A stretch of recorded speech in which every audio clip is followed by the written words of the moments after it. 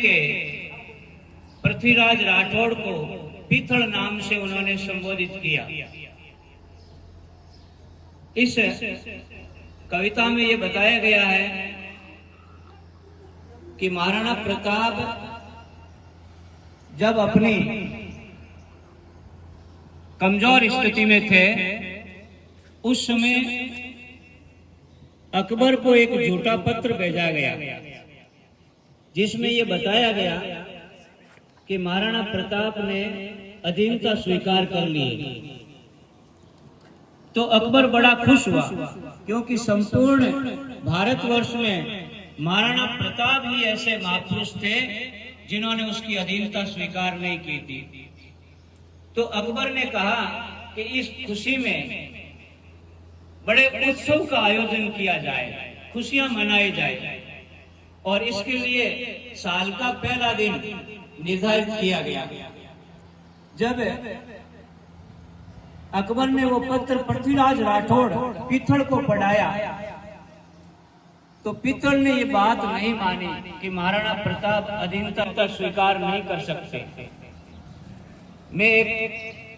इसका मैं निर्णय करना चाहता हूं, इसके लिए मैं एक पत्र लिखूंगा महाराणा प्रताप को, और यदि पत्र का जवाब आता है कि हाँ अधीनता स्वीकार कर ली तो ही मैं बात मानूंगा। तो वो पत्र में जो अपने भाव लिखते हैं वो भाव बड़े ही महत्वपूर्ण हैं। वो सारे भाव इस गीत में बताए जाएंगे। तो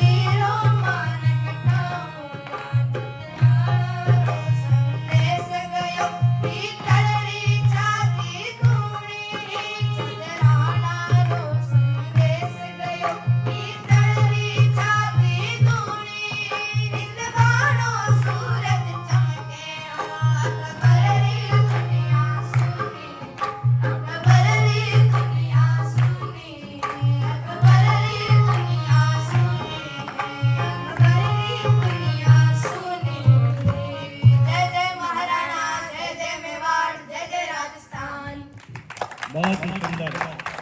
उन्होंने सूर्य को ढक लिया है। बादल कभी भी सूर्य को ढक नहीं सकते।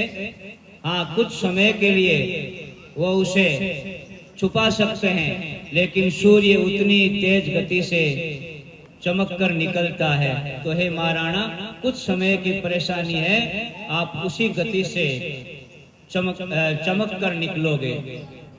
पत्र में कहा गया कि सुना है चातक पक्षी वर्ती होता है, वो धरती पर पड़ा हुआ पानी नहीं पीता है, केवल स्वाति नक्षत्र का ही पानी पीता है।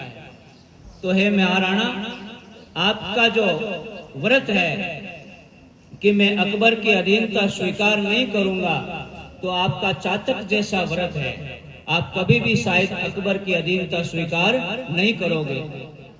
पत्र में कहा गया कि हाथी कभी कुत्ते का जीवन नहीं जीता है। हाथी तो मतवाला है, मदमस्त है, वो किसी की परवाह नहीं करता है। हे महाराणा, आप भी शायद अकबर की परवाह नहीं करते होंगे। किसी कवि ने कहा है, राणा प्रताप की खुददारी भारत माता की पूंजी है। ये वो धरती है जहां कभी चेतक की टापें गूंजी है। पत्थर पत्थर में जागा था विक्रमी तेज बलिदानी का। जय एकलिंग का ज्वार जागा, जागा था खड़ग भवानी का, जागा था खड़ग भवानी का। अब आगे भाषण विजय प्रकाश। विजय प्रकाश भरा नहीं जो भावों से, बहती जिसमें रसधार नहीं। हृदय नहीं वह पत्थर है जिसमें स्वदेश के प्रति प्यार नहीं, जिसमें स्वदेश के प्रति प्यार नहीं। सर्वप्रथम आदरणीय गुरुजनों के चरणों में मेरा प्रणाम। यहाँ उपस्थित सभी अतिथियों एवं मेरे सहपाठियों को मेरा जय श्री कृष्ण। आज मैं आपके समक्ष एक ऐसे विषय के ऊपर अपने विचार प्रस्तुत करने आया हूँ जो हमारे राष्ट्र की सुरक्षा नीति और आतंकवाद के खिलाफ जीरो टॉलरेंस की नीति को दर्शाता है। एक ऐसा ऑपरेशन जिसने न केवल हमारे दुश्मनों को करारा जवाब दिया, बल्कि पूरी दुनिया को यह भी संदेश भी दिया कि हिंदुस्तान अपने राष्ट्र और अपने नागरिकों की सुरक्षा के प्रति कोई भी समझौता बर्दाश्त नहीं करेगा। यह कहानी शुरू होती है 22 अप्रैल, वह दिन जब धरती के स्वर्ग कश्मीर के पहलगाम में एक अमानवीय आतंकवादी हमला हुआ। उन आतंकियों ने निर्दोष पर्यटकों को अपना निशाना बनाकर उन लोगों को धर्म पूछकर मारा, जिनमें कई नवविवाहित जोड़े भी शामिल थे। इस घटना ने पूरे देश को हैरान करके रख दिया कि आतंकियों ने कुल 26 बेगुनाह लोगों को मार डाला। आतंकियों ने इस हमले को अंजाम देकर यह सोचा कि हिंदुस्तान इसके बाद इस हमले के बाद कोई भी गतिविधि नहीं करेगा और भारतीय लोगों में उनका डर पैदा होगा। लेकिन शायद वह यह नहीं जानते थे कि ये नया भारत है जो अपने घावों को भरने के साथ साथ ही अपने दुश्मनों को उनकी भाषा में जवाब भी देता है और बदला लेने की भी क्षमता रखता है। फिर वही हुआ जो होना था। हमारे देश के प्रधानमंत्री माननीय नरेंद्र मोदी जी ने निर्देश दिए कि उन आतंकियों को उनकी कल्पना से भी बड़ी सजा दी जाएगी, उन लोगों को बिना सजा के नहीं बख्शा जाएगा। इसके बाद भारतीय रक्षा मंत्रालय और शीर्ष अधिकारियों ने मिलकर एक जवाबी कार्रवाई के रूप में एक योजना तैयार की, जिसे नाम दिया गया ऑपरेशन सिंदूर। ये नाम उन महिलाओं को ध्यान में रखकर चुना गया जिनका सिंदूर उन आतंकियों ने उजाड़ा था, और जो बताता है कि भारत अपने हर बलिदान को याद रखता है। उजाड़ा था तुमने उन बेकसूर मांगों का सिंदूर, उजाड़ा था तुमने उन बेकसूर मांगों का सिंदूर, अब हम उजाड़ेंगे, अब हम उजाड़ेंगे, करके ऑपरेशन सिंदूर, करके ऑपरेशन सिंदूर। हमले के ठीक 15 दिन बाद भारतीय सशस्त्र बलों ने मिलकर ऑपरेशन सिंदूर लॉन्च किया, जिनमें भारतीय वायुसेना, नौसेना और रणनीतिकारों की संयुक्त ताकत ने मिलकर पाकिस्तान और पीओके में कुल 9 आतंकवादी ठिकानों को ध्वस्त करके 100 से ज्यादा आतंकवादियों को मार गिराया। यह ऑपरेशन, इन सब के बीच पाकिस्तान ने वापस हमलों की कोशिशें की, लेकिन भारत की सैन्य ताकत और S-400 जैसे हथियारों ने उन हमलों को, उन मिसाइलों को हवा में ही नष्ट कर दिया। यह ऑपरेशन सिर्फ एक बदले की आग नहीं, बल्कि भारत का गौरव भी था, जो दर्शाता है कि भारत की सुरक्षा नीति में एक बड़ा बदलाव आया है। यहाँ तक कि भारत ने उन आतंकियों को चेतावनी भी दी कि आगे से होने वाले किसी भी आतंकवादी हमले को युद्ध की ललकार माना जाएगा और उनके साथ साथ उनके प्रतिनिधियों को भी नहीं बख्शा जाएगा। यह ऑपरेशन हमें यह भी सिखाता है कि सामूहिक संकल्प और प्रयासों से हम किसी भी बाधा को पार कर सकते हैं। हमें उन वीर सैनिकों की वीरता पर गर्व है, जिन्होंने अपनी जान जोखिम में डाली और हमें एक सुरक्षित भविष्य की उम्मीद दी। जय हिंद, जय भारत। बहुत सुंदर विजय प्रकाश ने ऑपरेशन सिंदूर के बारे में बहुत अच्छी बातें बताया कि 6 और 7 मई को ऑपरेशन सिंदूर पाकिस्तानी सेना पर किया गया। पाकिस्तान ने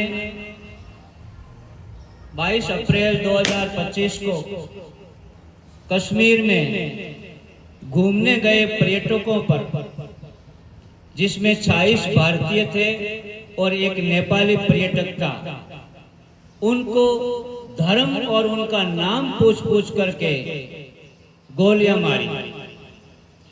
उनको कलमा पढ़ने के लिए कहा गया। जब उन्होंने कलमा नहीं पढ़ा तो उनके कपड़े उतारे गए और ये देखा गया कि इनका खतना हुआ है कि नहीं हुआ है। जिनका खतना नहीं हुआ था उन्हें हिंदू समझ करके गोलियों से भून दिया गया। देश अपार गुस्से से भर पड़ा।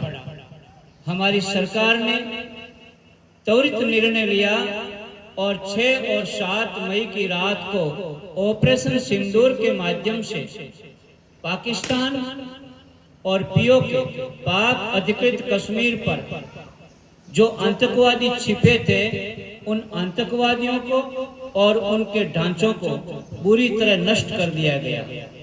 बदले में पाकिस्तान ने 1000 से ज्यादा मिसाइलें और ड्रोन भेजे, लेकिन भारत के एयर डिफेंस सिस्टम ने उन सभी मिसाइलों को किसी भी शहर पर नहीं गिरने दिया, उनको हवा में ही नष्ट कर दिया। ऐसा भारत है, ये नया भारत है। छेड़ोगे तो छोड़ेंगे नहीं, ये मोदी जी की नीति है। अब आगे गांधी जी के प्रति विचार, नया बालक है हेमंत व नवीन। हेमंत व नवीन आगे आए। किसी कवि ने देश के बारे में कहा है, कब तक बोझ संभाला जाए, युद्ध कहां तक टाला जाए। दोनों ओर लिखा हो भारत, सिक्का वही उछाला जाए। इस बिगड़ेल पड़ोसी को तो फिर शीशे में ढाला जाए। तू भी है राणा का वंशज, फेंक जहां तक भाला जाए, फेंक जहां तक भाला जाए।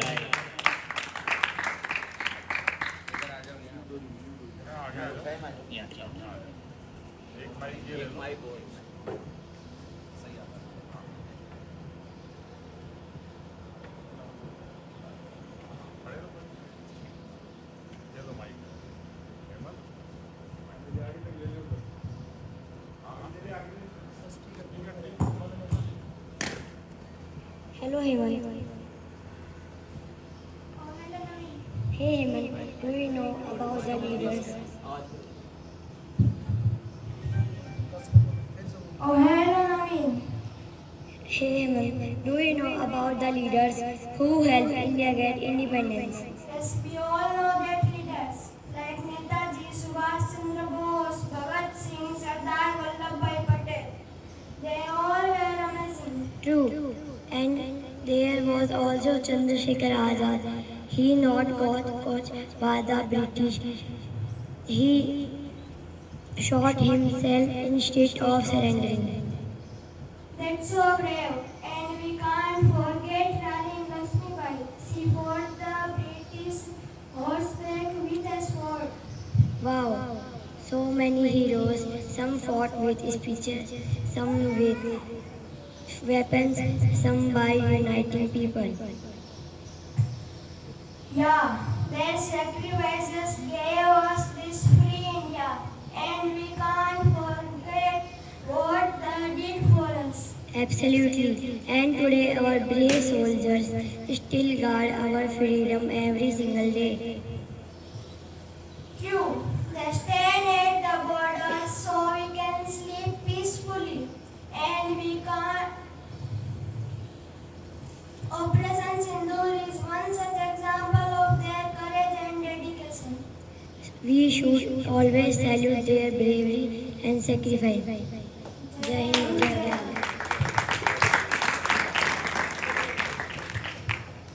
छोटे छोटे बालकों ने बहुत ही सुंदर भाषण या संवाद सुनाया। ये दोनों बालक अभी नए हैं, नए बेंच के हैं। इनका ताली बजा करके हौसला अफजाई करें। अब प्रोग्राम की आखिरी कड़ी में हाड़ी रानी जो मेवाड़ से ही है, आपने एक वाक्य सुना होगा, चुंडावत मांगी सेनानी सिर काट दियो सकरानी। हाँ, हाड़ी रानी जिनका वास्तविक नाम सहल कंवर था, उनका विवाह रावत रतन सिंह चुड़ावत के साथ हुआ था।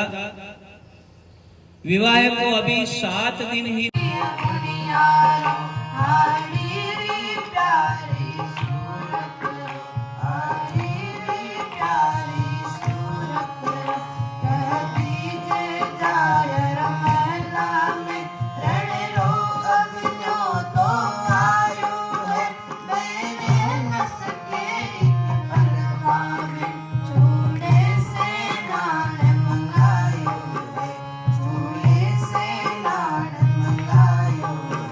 संदेश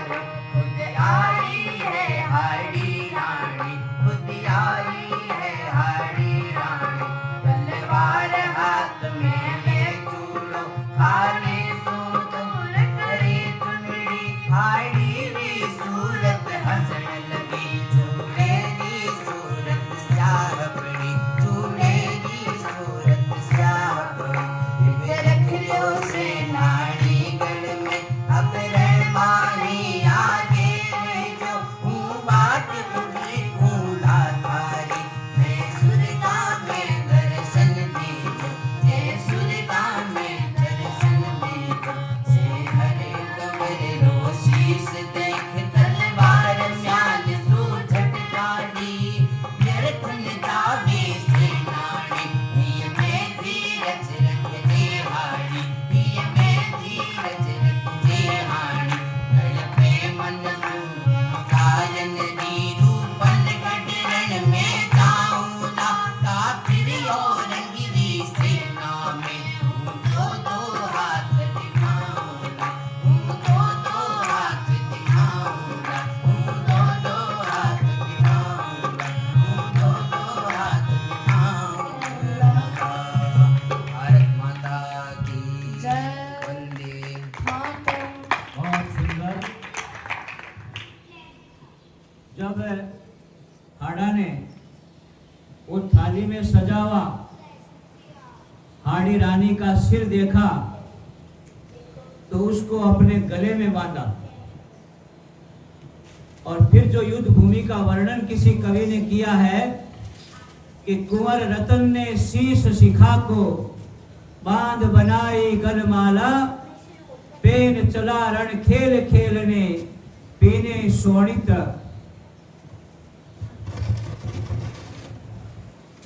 कुंवर रतन ने शीश शिखा को कुंवर रतन ने शीश शिखा को बांध बनाई गलमाला पेन चला रण खेल खेलने पीने रण शोणित हाला कूद पड़ा विकराल रूप धर रोम रोम में तेज भरा गरज उठावे प्रलय मेघ सा बेरी तिज निज प्राण गिरा जीत मिल गई रतन कुंवर को सीख दे गई सतरानी अमर रहेगी अमर निशानी अमर रहे हाड़ी रानी अमर रहे हाड़ी रानी। अब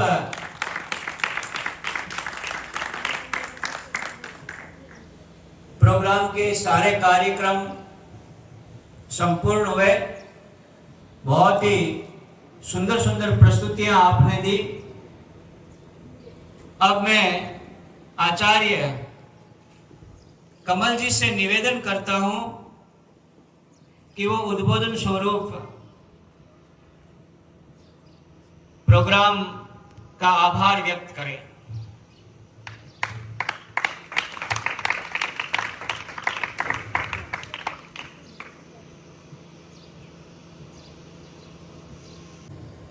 नमस्ते सदा वत्सले मातृभूमे त्वया हिन्दुभूमे सुखं वर्धितोऽहम् महामंगले पुण्यभूमे त्वदर्थे पतत्वेशकायो नमस्ते नमस्ते।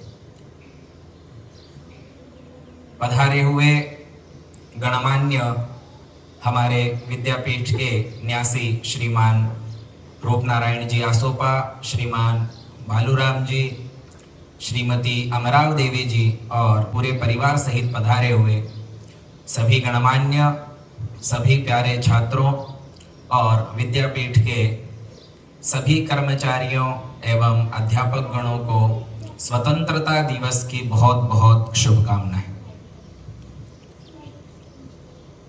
हर वर्ष की भांति इस वर्ष भी हम लोग स्वतंत्रता दिवस मनाने हेतु यहाँ उपस्थित हुए हैं।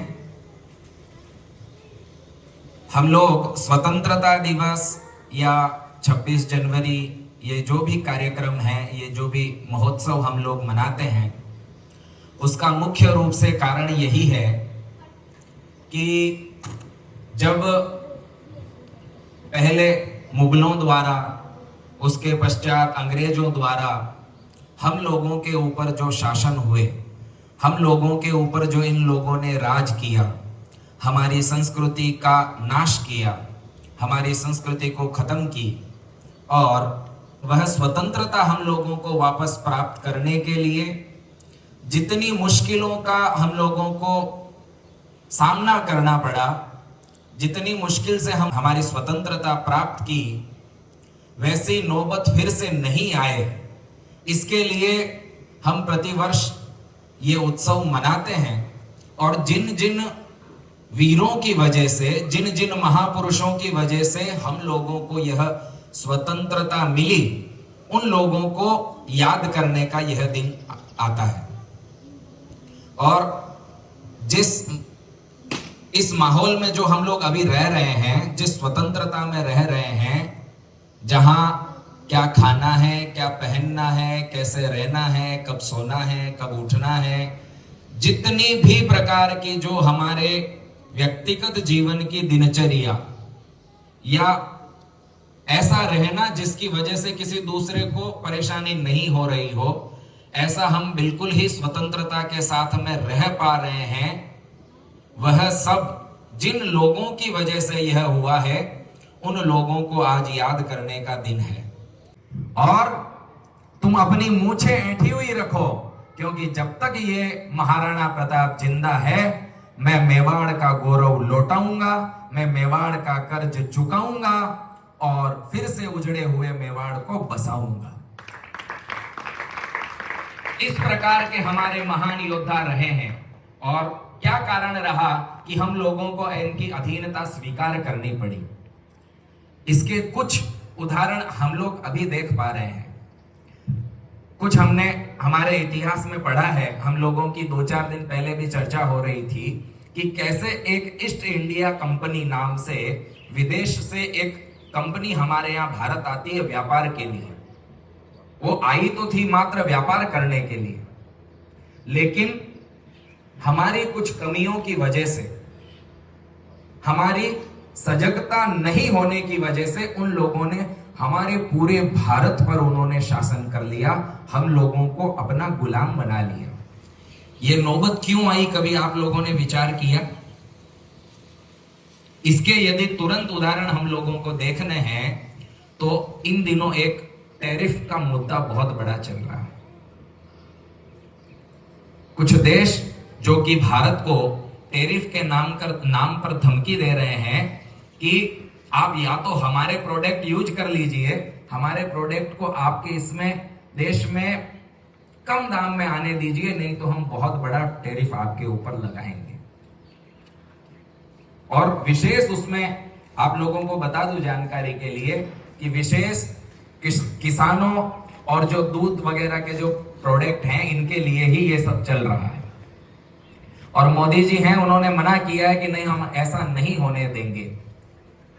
और उसके बचने का मोदी जी ने एक उपाय बताया है। मोदी जी प्रधानमंत्री व्यक्ति यदि खड़े होकर के आपको ये सौगंध दिला रहे हो कि आज से आप सौगंध लो, आपसे आप कसम लो कि जो भी आप प्रोडक्ट यूज करेंगे, स्वदेशी प्रोडक्ट यूज करेंगे, स्वदेशी सामान ही यूज करेंगे। अब ये काम तो हम यदि वर्षों से करते आते तो मुझे लगता है कि हमें गुलाम होने की आवश्यकता नहीं पड़ती। क्यों? हमारे वेद, जब हम बात करते हैं हमारी स्वदेशी सामान, अब स्वदेशी सामान में साबुन, तेल, कांच, कंगा या कोई और प्रकार के सामान ये तो है ही हैं। इसके अतिरिक्त जब हम बात करते हैं स्वदेशी की तो उसमें आती है हमारी संस्कृति। जब हम बात करते हैं स्वदेशी की, उसमें आती है हमारी पढ़ाई। हमारी स्वदेशी पढ़ाई कौन सी है? हमारे वेद, हमारी संस्कृति, हमारे संस्कार। विदेशी न सामान अच्छा है, न विदेशी संस्कार अच्छे हैं। हमें स्वदेशी सामान के साथ हमारी स्वदेशी वेशभूषा, हमारे स्वदेशी गुण और हमारी स्वदेशी पढ़ाई, यानी हमें वेदों की ओर लौटना ही होगा। उन स्वदेशी सामानों के साथ मैं आज आप सभी से ये निवेदन करूंगा, ये आग्रह करूंगा आप लोगों से आह्वान करूंगा कि स्वदेशी सामानों के साथ हमारे स्वदेशी संस्कार, हमारी स्वदेशी पढ़ाई यानी वेदों की ओर लौटें, तभी हम लोग समृद्ध बन पाएंगे, किसी के भी अधीन नहीं होंगे, किसी के भी गुलाम नहीं होंगे। और आज इस कार्यक्रम में हर वर्ष की भांति हम लोगों का मनोबल बढ़ाने के लिए हमारे जो न्यासीगण पधारे हैं, आप सभी का भी पुनः एक बार मैं हृदय से आपका आभार व्यक्त करता हूं। बहुत बहुत धन्यवाद।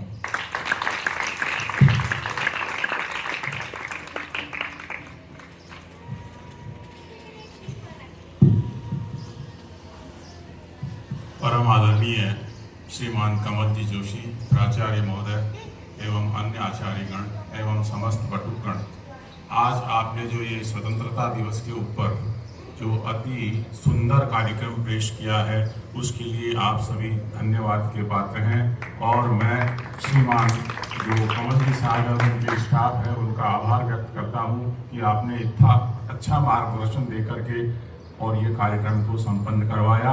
इस अवसर पर मैं हमारे न्यासी श्रीमान बालूराम जी साहब एवं श्रीमती अमराव देवी जी की तरफ से प्रत्येक बालक को 100 रुपये का नगद पुरस्कार घोषित देने की घोषणा करता हूं। साथ ही मैं रूपनारायण आसोपा मेरी अपनी ओर से प्रत्येक बालक को 100 रुपये का नगद पुरस्कार घोषित करता हूं। धन्यवाद। जय श्री कृष्ण।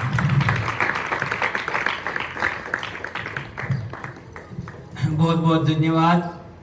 सभी बालकों को नगद पारितोषिक पुरस्कार मिलेगा। इसके लिए एक बार ताली बजा करके आप हमारे न्यासी गुणों की हौसला आजमाएंगे। समय समय पर विद्यालय में बालूराम जी पलोड़, रूपनारायण जी, हमारे विद्यालय के निदेशक सुभाष जी, भालचंद्र जी, अध्यक्ष सोहनलाल जी समय समय पर गुरुकुल आते हैं, यहाँ का हालचाल जानते हैं, बड़ी मधुरता से विद्यालय की चर्चा करते हैं। आपका बहुत बहुत धन्यवाद। एक बार ताली बजा करके आए हुए अतिथियों का पुनः स्वागत कीजिए। जय घोष के साथ आज के प्रोग्राम को हम विराम देंगे। भारत माता की, भारत माता की, भारत माता की, वेद नारायण भगवान की, वेद नारायण भगवान की, पूज्य गुरुदेव भगवान की, पूज्य गुरुदेव भगवान की। अगला जयकारा दधिमती माता के चरणों तक पहुंचना चाहिए। बोलो दधिमती मात की जय, बोलो दधिमती मात की। एक मारवाड़ी दोहे के साथ इस प्रोग्राम को विराम देते हैं। जननी जने तो ऐसा जन के दाता के सूर, नहीं तो रीजे बांजड़ी मति गवाई जे नूर, नहीं तो रीजे बांजड़ी मति गवाई जे नूर। जय हिंद, जय भारत।